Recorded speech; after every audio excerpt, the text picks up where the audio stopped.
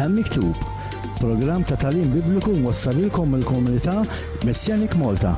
Il-kellim tal-lum, Mark Nistivala.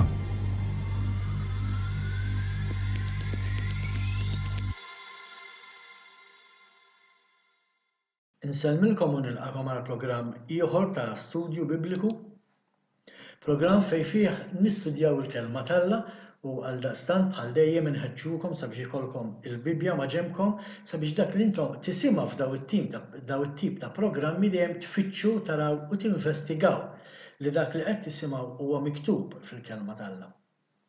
Speċjalment fuq is-suġġett li fuqu ħanitkellmu f'din is-sensiela li ġejja. Għaliex bħalma ħataraw hemm ħafna disgwid għaliex kulħadd jivvinta l-verżjoni tiegħu u meta inti tivvinta l-verżjoni tiegħek, allura issa tiġi l-kelma t'Alla distorta u mhux pura kif suppost tasallilna. F'dan il-programm se nitkellmu fuq iż-żewġ xhieda li jissemmew fil-ktieb tar-Revelazzjoni. Ktib ta' Revelazzjoni fejn naraw l-Apostlu Ġwanni jirċievi rivelazzjoni mingħand il-Mulej ta' x'ser jiġri fil-futur, affarijiet li ħafna minnhom diġà seħħu, diġà għaddew, diġà ġraw, irid jerġgħu jiġru għax profezija mhijiex biss għal dakinhar għal dak iż-żmien, profezija tista' tirrepeti ruħha bħalma naraw ħafna drabi fil-kelma t'Alla. U naraw li f'dan il-ktieb ismu miegħu huwa l-ktieb tar-Rivelazzjoni. Alla kien qed jipprova jirrelevanna xi ħaġa li aħna suppost irridu nkunu nafu biex inkunu lesti u preparati għal miġja ta' Jaxua f'din id-dinja meta jerġa' jiġi. U illa li huwa importanti li nitkellmu fuq dan is-suġġett daw iż-żewġ xhieda fil-ktieb tar-Rivelazzjoni. Huwa importanti li daw iż-żewġ xhieda ser jagħmlu affarijiet illi aħna bħala ġenerazzjoni forsi qatt ma rajna bħalhom. U allura rridu nerġgħu ngħidu nkunu preparati. Illa għaliex qed ngħidu hekk, illa għaliex aħna llum il-ġurnata il-ġenerazzjonijiet tal-lum xejn mhu xejn għalihom. Naraw u nagħmlu ħafna affarijiet imma xejn ma għadu jaffettwana. Il-ħajja tant saret rutina li meta jiġri xi ħaġa anke fuq skala kbira, anke fuq skala li suppost tqajjimna mir-raqda spiritwali li raqdin fiha, aħna neqgħu għaddejjin, neqgħu fin-nasa tagħna ħelwa u ma nindunawx x'qed jipprova jgħid il-Mulej jew x'qed jiġri madwarna. Pereżempju, nġibu ċertu eżempji nieħdu qtil ta' ġurnalisti mad-dinja kollha. Illum saret xi ħaġa normali li ġurnalisti li dejja xi ħadd naraw kif nagħmlu u noqtluh. L-aħħar każ li kellna kien ta' Khashoggi ġewwa it-Turkija fl-Ambaxxata ta' Saudi Arabia. Illum tant drajna bil-ġurnalisti jiġu maqtula li m'għadux jaffettwana qtil ta' ġurnalista. Għalina huwa xi ħaġa li isma' dawn mhux minn dejjem kienu jiġru dal-affarijiet u ser jaqbgħu jiġru ma nistgħux iwaffquhom. Naraw ukoll pereżempju każi ta' studenti fejn jidħlu ġo skejjel u jisparaw fuq studenti oħrajn joqtlu ħafna żgħażagħ fil-fjur ta' ħajjithom żgħażagħ li għadhom qasbiż bdew il-futur tagħhom u jaħżulhom ħajjithom kiesaħ u bieret. U għalina xejn mhu xejn, mhux normali daqskemm ilhom jagħmluha di li jidħlu ġo l-iskejjel u joqtlu u jisparaw fuq studenti oħra u allura drajna. L-istess ukoll bħalma drajna pereżempju il-bombi suwiċidi, nies li jisplodu lilhom infushom biex joqtlu ħafna aktar nies jagħmlu ħafna ħsara f'ċertu postijiet. Illum tant drajna b'daw in-nies li jisplodu lilhom infushom minħabba twemmin tagħhom illi meta tiġri din xejn mhu xejn u kollox jibqa' għaddej. U sirna naċċettaw kollox bħalli kieku l-affarijiet minn dejjem hekk kienu u hekk ser jibqgħu. F'dawn il-programmi ser nitkellmu fuq suġġett li huwa importanti u interessanti. Għaliex ser nitkellmu fuq xi ħaġa li dalwaqt ser tiġri. Ħanitkellmu fuq xi ħaġa illi jekk il-Mulej tina l-għomor nafu anke nesperjenzawha il-ġenerazzjoni tagħna. U allura huwa importanti li nkunu nafu x'ser jiġri għalhekk Alla tagħna l-ktieb tar-Rivelazzjoni biex inkunu nafu x'ser jiġri. U fil-ktieb tar-Revelazzjoni naraw dawn iż-żewġ xhieda illi diġà qegħdin fostna biex tkunu tafu daw iż-żewġ xhieda diġà qegħdin fostna fid-dinja u dalwaqt se tingħatalhom qawwa mingħand Alla l-Missier mis-sema sabiex ikun jistgħu jwettqu l-istess xogħol li Alla qabbadhom jagħmlu f'din id-dinja. Għażilna li nitkellmu fuq daw iż-żewġ xhieda raġuni li tagħlim fil-knejjes tisma' ħafna. Smajna fuq Adam u Eva speċjalment meta nitkellmu fuq il-kreazzjoni. Smajna fuq Noè u fuq Abram u fuq Mosè u kemm smajna fuq David u fuq Jaxua ġimgħa wara ġimgħa wara ġimgħa u fuq l-Apostli li huwa tajjeb. Imma ejja li fuq dawn iż-żewġ xhieda qatt ma nisimgħu tagħlim. Speċjalment meta l-kelma tajt li dawn se jagħmlu affarijiet tal-għaġeb, affarijiet ta' ħanidulhom hekk barra minn hawn, affarijiet li qas biss il-bniedem joħlomhom. Pereżempju, il-kelma tgħidilna li dawn in-nies meta jitkellmu joħroġ in-nar minn fomhom. Tgħidilna l-kelma wkoll li dawn iwaffqu x-xita u anke iġibu l-kastigi fuq id-dinja. Tgħidilna li għal 3 snin u nofs se jkunu kapaċi jagħmlu l-mirakli kbar. Allura ma tħossux li huwa importanti li aħna nkunu nafu minn huma daw iż-żewġ xhieda, imma min-naħa l-oħra ħanamlilkom il-mistoqsija taħsbu li tkun daqshekk faċli li jkun hemm xi persuni jagħmlu dal-affarijiet u d-dinja teqba' ma temminx falla? Hija mistoqsija ta' min jaħseb naqa' fuqha kieku inti tara bniedem illi meta jitkellem joħroġ in-nar minn ħalqu. Possibbli ma tibdix temmen balla kieku? Imma it-tagħlim tagħna għadu ma bedix infakkarkom li dana huwa programm ta' introduzzjoni fuq ix ser nitkellmu u għaliex ser nitkellmu fuq dan is-suġġett. U mbagħad mill-programmi li jmiss ħnibdew narblu l-iskrittura u naraw Alla x'qed jgħid fuq dawn iż-żewġ xhieda. Bażikament qed ngħidu li dawn il-mirakli u l-kastigi li dejjem rajna fuqhom fil-Bibja ser nerġgħu narawhom iseħħu fil-futur. Kulħadd jiftakar il-kastigi li kienu ġew fuq l-Eġittu meta Alla bagħat il-Mosè biex joħroġ il-poplu tiegħu minn ġol Eġittu u l-Farawni ma rridx u Alla bagħat il-kastigi. Se nerġgħu naraw kastigi bħalhom dawk. Se nerġgħu naraw mirakli bħal ma' Elija li waqqaf ix-xita milli tinżel. U mbagħad wara ħafna wara 3 snin u nofs talab u reġgħet bit tagħmel ix-xita. Kollox se jerġa' jseħħ. Kollox se naraw f'din is-sensiela f'dawn il-programmi. Imma rridu noqogħdu attenti u ma nħallux moħħna jiġri bina. Illa għaliex qed ngħid hekk, illa għaliex issa ħanitkellmu wkoll ir-raġunijiet il-qudiem ħanitkellmu għalfejn ir-raġunijiet għalfejn ma nisimgħux fuq dan il-ħafna tagħlim tal-żewġ xhieda li hemm fil-kelma tagħAlla. Fil-fatt fil-ktieb tar-Rivelazzjoni naraw kif qabel jerġa' jiġi Jaxua, Alla l-Missier se jibgħat dawn iż-żewġ xhieda biex iwittu it-triq, biex jippreparaw it-triq għal mulej. Xi ħaġa li kien diġà għamel Ġwanni l-Battista. Xi ħaġa li kienu diġà għamlu ħafna profeti meta kienu jmorru f'pajjiżi jduru mal-poplu tal-Alla u jgħidulhom isma' indmu. X'kienu qed jagħmlu meta qed jgħidulhom indmu kienu qed jippreparaw it-triq għal mulej. L-istess bħalma kien qed jagħmel Ġwanni. Meta kien qed jgħid in-nies biex jindmu, kien qed jipprepara t-triq għal mulej. U l-istess hekk se jagħmlu daw iż-żewġ xhieda. U Ġwanni jgħidilna kif dawn it-tnejn mhux biss ser jippritkaw il-Vanġelu, imma kif ser tingħatalhom qawwa sabiex juru lid-dinja min hu Jaxua u li Jaxua dalwaqt ġej. Jitkellem fuqhom u din l-iskrittura naqrawha fl-aħħar tal-programm ħalli mbagħad żgur tiktbuha u tkunu tistgħu tistudjawha sakemm naslu għat-tieni programm u nibdew narblu l-istess skrittura li ħantukom. Dak li l-Bibja tgħid fuq dawn iż-żewġ xhieda huwa eċitanti ħafna, illa li huwa messaġġ qawwi meta inti qed tara nies li l-kelma tgħid minn ħalqhom joħroġ in-nar u jwaffqu x-xita u jagħmlu x-xita u jitolbu u jġibu l-kastigi fuq id-dinja, dan huwa xi ħaġa qawwi, għalhekk huwa eċitanti, imma huwa wkoll importanti. U għalhekk huwa importanti għalina illi nistudjaw dan is-suġġett. Meta ħanaraw il-qawwa talla ser tkun fostna. Għax dik daw iż-żewġ xhieda se jġibu fostna il-qawwa ta' Alla, illa li kif tistoħroġ in-nar minn ħalqek, Kif tista' titlob u twaqqaf ix-xita jew titlob u tagħmel ix-xita, kif tista' titlob inti u ġġib il-kastigi fuq id-dinja jekk mhux bil-qawwa talla. Mela x'qed ngħidu? Qed ngħidu li meta daw iż-żewġ xhieda jkunu bdew il-missjoni tagħhom, ħanaraw il-qawwa talla fostna.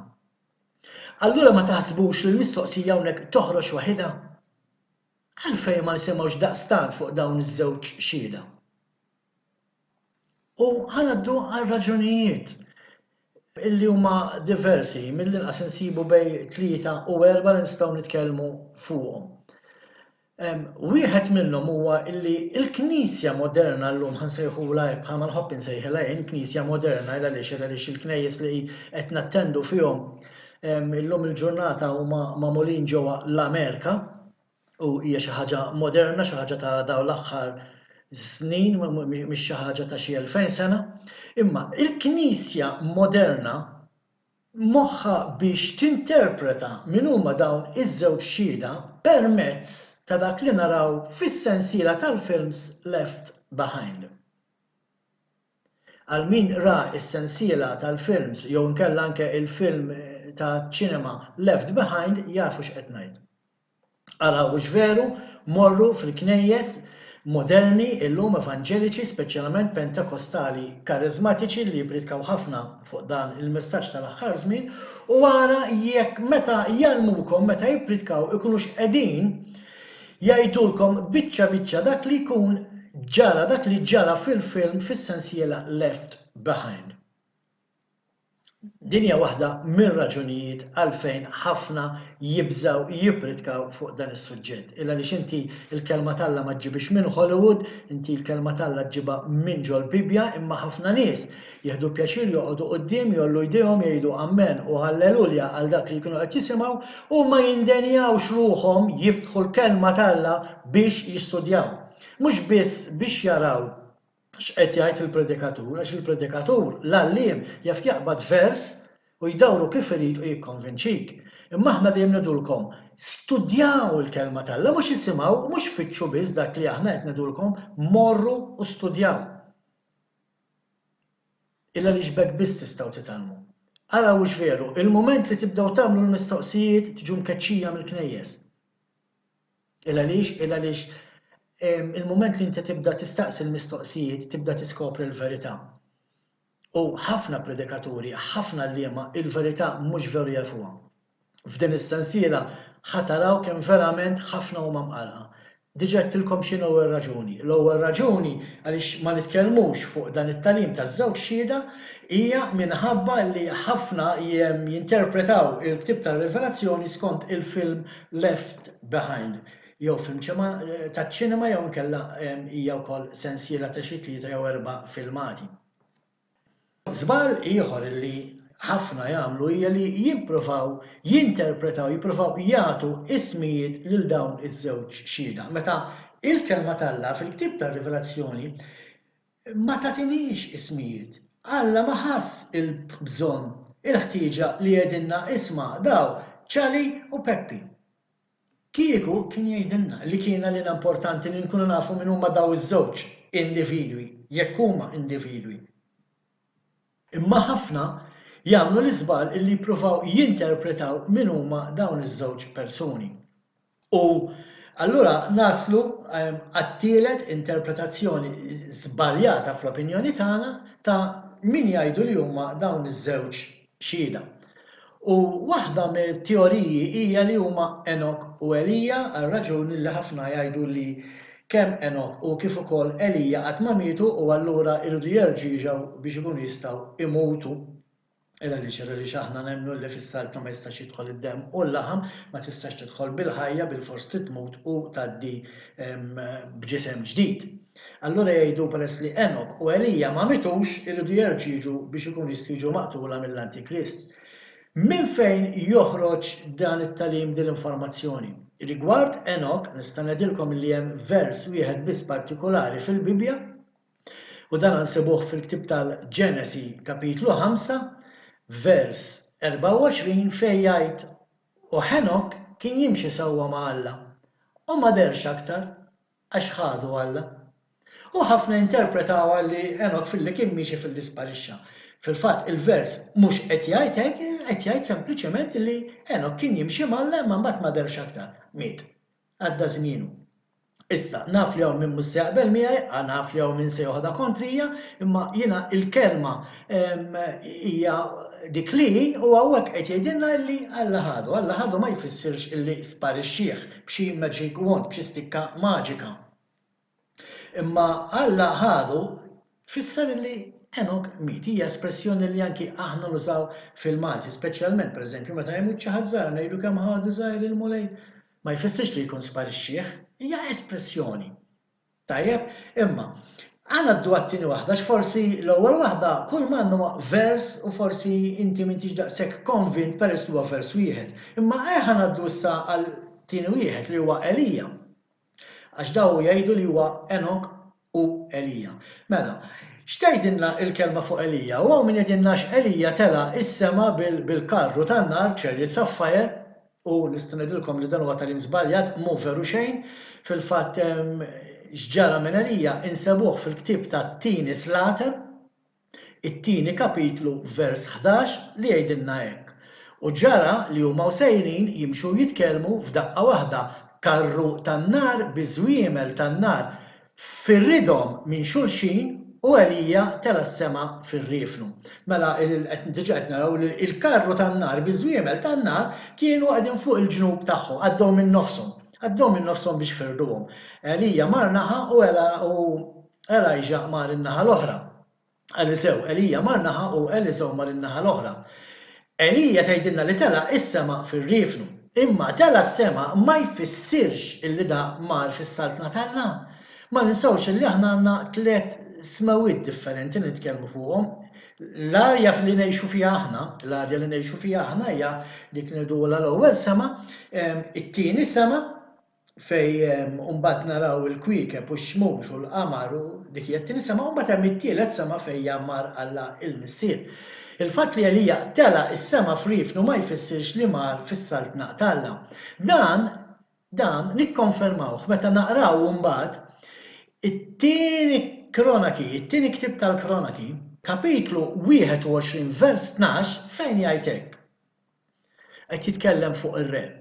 Waslitlu ittra mingħand Elija il-profeta fejn qallu dan jgħid il-mulej Alla ta' David missierek talli ma mxejtx fi triq ta' Ġosafat missierek u fit-triqat Asa, sultan ta' Ġuda, imma mxejt fi triqat ta' Slaten ta' Iżrael u waqqajt fiż-żina lil Ġuda u n-nies ta' Ġerusalemm, bħalma waqqajthom fiż-żina d-dar ta' Aħab u qtiltu wkoll il-ħutek id-dar ta' missierek li kienu aħjar minnek, ara il-mulej issa se jolqotok bi flaġell kbir sewwa l-poplu tiegħek lilek u n-nisa tiegħek u kull ma għandek. Mela x'qed naraw? Hawnhekk qed naraw. Re illi meta naqraw l-istorja fil-ktieb ta' Slater u l-ktieb tal-Kronaki insibu li kien laħaq re 10 snin wara li Elija ġi maħtuf mir-riefnu mit-tromba, 10 snin wara Elija lil dan ir-re bagħatlu ittra fejn qed jgħidu x'ser jiġri minnu. Dan jfisser li 10 snin wara li nħataf bir-riefnu Elija kien għadu ħaj. U hawnhekk taqa' teorija li Elija tela s-sema bir-ruħ u bil-ġisem li mar fis-saltna tal-Alla kien għadu ħaj. Jekk taqraw l-istorja ta' Elija taraw kif mbagħad intbagħtu nies wara li nħataf mit-tromba intbagħtu nies xi 50 ruħ jekk mhix ser żball biex imorru jfittxuh. Għaliex għax daw raw kien ħataf ġo tromba u jafu li tromba refitek minha u titfak x'imkien ieħor.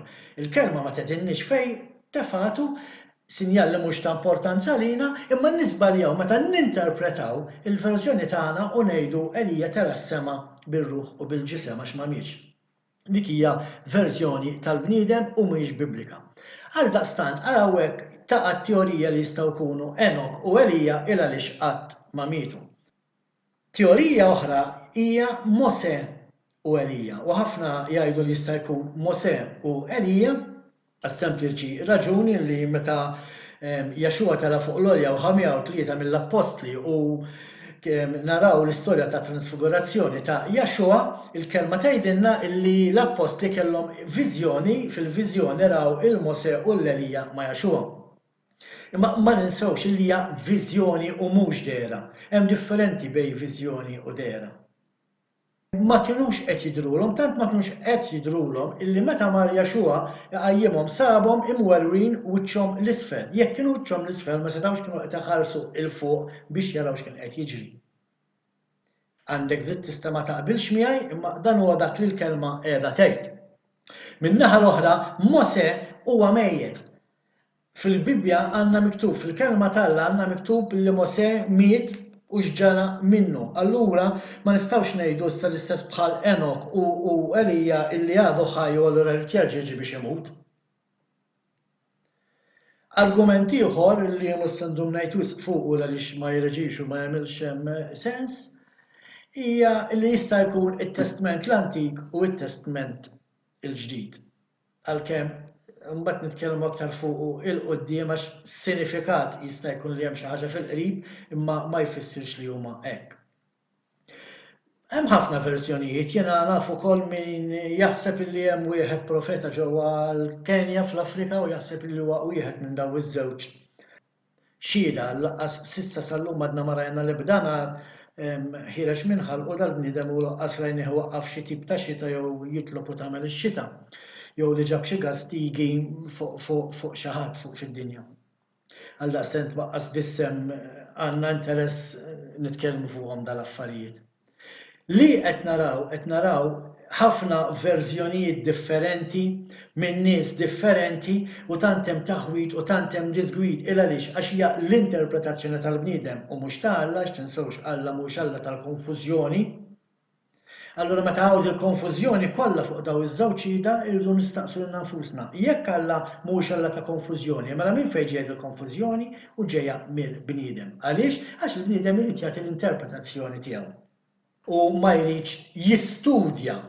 Mhux jaqra ta' ma jridx jistudja x'hemm fil-kelma tal-Alla, għax inti tista' l-kelma tal-Alla taqra u tista' l-kelma tal-Alla tistudja. U meta tistudja toħroġ il-verità kollha. Irridu bħalma dejjem ngħidu inħallu il-Bibja tinterpreta lill-Bibja. U meta nagħmlu hekk qatt ma nistgħu nkunu imbeżżali nkunu skorretti fit-tagħlim tagħna bħalma jiġri fil-każ tat-tagħlim fuq iż-żewġ xhieda, ħafna jibżgħu li jkunu skorretti, ħafna jibżgħu li mhux qed jgħidu l-verità għaliex għax interpretazzjonijiet differenti li mill-verità minnhom. Waħda hija l-verità, il-kelma tal-Alla. Li ma tinbidel qatt li kienet minn dejjem teqbal dejjem. U jekk nagħmlu hekk, jekk inħallu l-Bibja tinterpreta l-Bibja, sal-aħħar ta' din is-sensiela ikollkom stampa ċara ta' min huma dawn iż-żewġ xhieda fil-verament.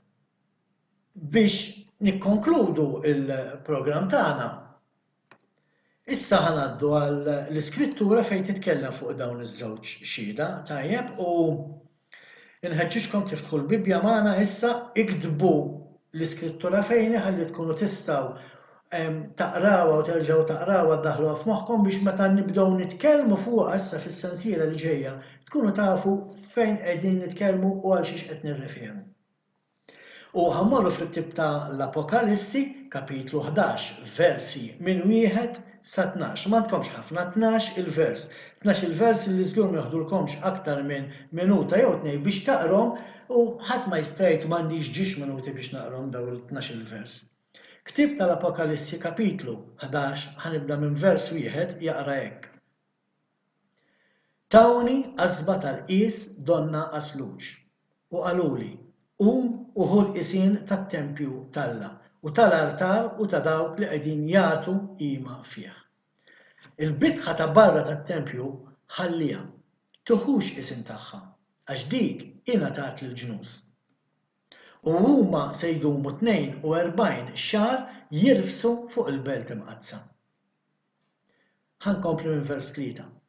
Imma li żewġ xhieda tiegħi nagħtihom li bl-ilbies ta' xkejjer fuqhom iħabbru għal 1260 jum. Dawn huma ż-żewġ siġriet taż-żebbuġ u ż-żewġ kandelabri wieqfa quddiem is-sit tal-art. Jekk xi ħadd jaqbad biex jagħmilhom ħsara, joħroġ nar minn fommhom li jibla l-edewwa tagħhom. Jekk xi ħadd ikun irid jagħmilhom ħsara, hekk ikollu jinqered. Huma għandhom is-seta' jgħalqu s-sema biex ma tagħmilx xita matul il-jiem li fihom ikunu qegħdin iħabbru għandhom is-seta fuq l-ilmijiet biex ibidluhom f'den u li kull meta jridu jidorbu l-art b'kull kastig. U meta jkunu taw ix-xhieda tagħhom il-bima li titla' mill-bir bla qiegħ tagħmilhom gwerra, tirbaħhom u toqtolhom. U l-ġisem mejjed tagħhom iħalluh fil-pjazzezz tal-belt il-kbira li sejħula b'tixbieħa Sodom u Eġittu. Hemm fejn ukoll il-mulej tagħhom kien imsallab. Xi wħud mill-popli mit-tribù, mill-ilsna u mill-ġnus joqogħdu għal 3 ijiem u nofs iħarsu lejn l-ġisma mejjed tagħhom. U ma jħallux li l-ġisma mejta tagħhom jindifnu f'qabar. U dawk li jkunu jagħmlu fuq l-art jifirħu jitennew minħabba fihom u jagħtu rigali lil xulxin. Għax dawn iż-żewġ profeti kienu jaħqru lil min jammar fuq l-art. Imma wara 3 ijiem u nofs daħal fihom spiritu ta' ħajja, ġej minn Alla. U huma wafqu fuq riġlihom. U biża' kbir waqgħet fuq dawk li kienu qegħdin iħarsu lejhom. U semgħu leħen qawwa mis-sema jgħidilhom itilgħu hawn. U huma telgħu lejn is-sema fi sħaba u l-dewwa tagħhom baqgħu iħarsu lejhom. Dan il-passaġġ, Apokalissi kapitlu 11 mill-1 sa 12, huwa propju dak li ħankunu qed narblu, niddiskutu, nistudjaw flimkien fis-sensiela li ġejja li bħalma diġà għednilkom se tkun titratta dawn iż-żewġ xhieda tal-aħħar żminijiet. Allum ħanifqu hawnhekk inħeġġiġkom biex toqgħodu attenti l meta jkompli joħorġu programmi f'din is-sensiela ħalli tkomplu ssegwu u bħalma dejjem ngħidulkom ħabtiegħi moħħkom hemm u kunu bħal Berejani. Studjaw, fitxu fil-kelma. Mhux biss dak li l-għalliem qed jgħid, mhux dak biss li l-predikatur qed jgħid. Imma araw bil-Bibja x'qiegħda tgħid, il-Bibja tinterpreta l-Bibja, l-kelma talla tinterpreta l-kelma talla. Jekk hemm xi ħaġa fil-kelma talla li tmur kontra dak li qed tisma', allura int għandek id-dritt tistaqsi fuq dak li qed tisma'. Akkost li anki jistgħu jkeċċuk mill-Knisja. Imma tħabbilx rasek. Il-Knisja talla mhix Knisja ta' taħwit, il-Knisja talla mhix Knisja ta' disgwit, il-Knisja talla hija mexxija minn Alla u mhux mill-bniedem. U jekk Alla jagħżel li jorik il-verità l-ebda bniedem ma jista' jżomm, jista' mhux jippridka fuqek, jista' mhux jgħid kontrik, jista' mhux jipprova ħamġek. Jekk Alla jirtitik il-verità ħadd ma jista' jżommok milli taċċetta. Sakemm nerġgħu niltaqgħu darb'oħra, insellmilkom. Dan il-programm ġie mwassal lilkom bl-għajnuna tal-ħbieb tal-komunità Messianic Malta. Għal aktar informazzjoni rikorru għas-sit elettroniku messianicmalta.org. Fittxuna fuq Facebook jew fuq Twitter taħt it-titlu Messianic Malta.